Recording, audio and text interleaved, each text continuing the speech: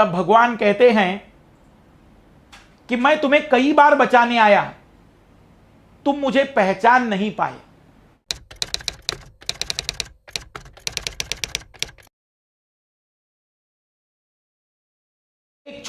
एक छोटी सी बात मैं जो बताने जा रहा हूं कि कई बार जैसे हमारे पास विकल्प नहीं होते। एक कहानी आप लोगों ने पढ़ी होगी, मैं वो कहानी दोहराना चाह रहा हूं ताकि आप लोग थोड़ा सा रिलैक्स हो जाए, तो मैं विशेषताओं पर आ जाऊंगा। थोड़ा सा एक हल्का सा ब्रेक भी हो जाएगा इसी बहाने। एक कहानी पर हम आ रहे हैं।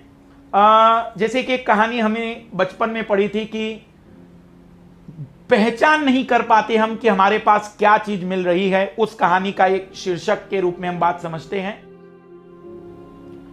सुनी होगी कई लोगों ने, फिर भी मैं दोहरा रहा हूं कि एक गांव में बहुत बाढ़ आई हुई रहती है, और गांव में जब बाढ़ आई रहती है तो गांव के सारे लोग उस बाढ़ से बचने के लिए गांव को छोड़ते हैं।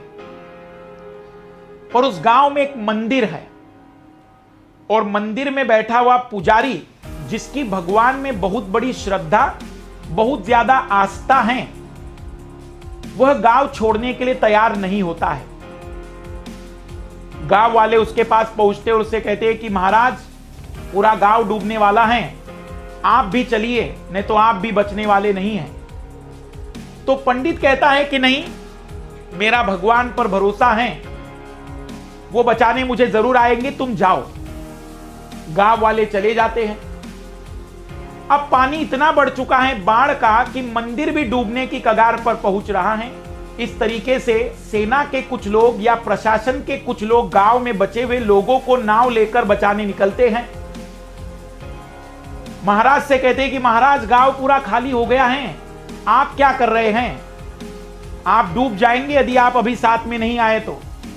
महाराज कहते हैं कि मुझे अपने भगवान पर पूरा भरोसा है और वो मुझे बचाने जरूर आएंगे, आप जाइए। तो महाराज प्रशासन के अधिकारियों को भी लौटा देते हैं। कुछ समय के बाद अब गांव पूरी तरह से डूब चुका है और महाराज भी, मंदिर डूब चुका है तो मंदिर के छत पर है। अब हमारे सेना के कुछ जवान हैं जो हेलीकॉप्टर के माध्यम से बचे हुए लोगों को बचाने आ रहे हैं, जो भी अब लोग बच गए होंगे। और वो जवान कहते हैं कि महाराज, सब लोग तो निकल गए, आइए जल्द से जल्द चढ़िए और अपनी जान बचा लीजिए।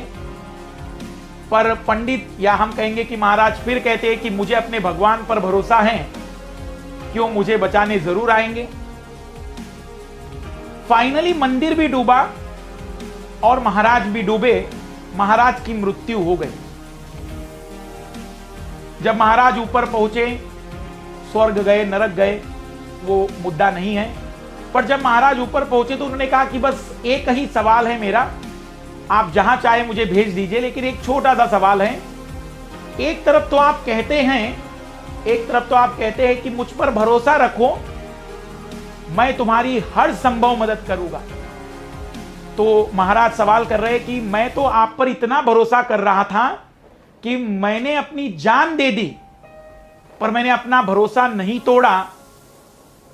तो मुझे बताइए, ये तो आप अन्याय कर रहे, एक तरफ अपनी बात करते हो, एक बार भी आपने हमारी तरफ ध्यान नहीं दिया। तब भगवान कहते हैं कि मैं तुम्हें कई बार बचाने आया, तुम मुझे पहचान नहीं पाए। जब गांव वाले तुम्हें बताने आ रहे थे, वो भी मैं ही था, क्योंकि उनको बताने की ताकत, उनको तुम्हारे तरफ लाने की ताकत मेरी थी। जब तुम्हारे पास प्रशासन के लोग पहुंचे, क्षेत्र के प्रशासन के लोग पहुंचे, वो भी मेरे ही लोग थे जो तुम्हें बचाने आए थे। यहां तक कि सेना के जवान भी जब तुम्हें बुला रहे थे, वो भी मैं ही था। उसमें मेरा दोष नहीं, दोष तुम्हारा है कि तुम मुझे पहचान नहीं पाए। कई बार ऐसा होता है कि सब चीजें हमारे सामने हैं, फिर भी हम पहचान नहीं पाते।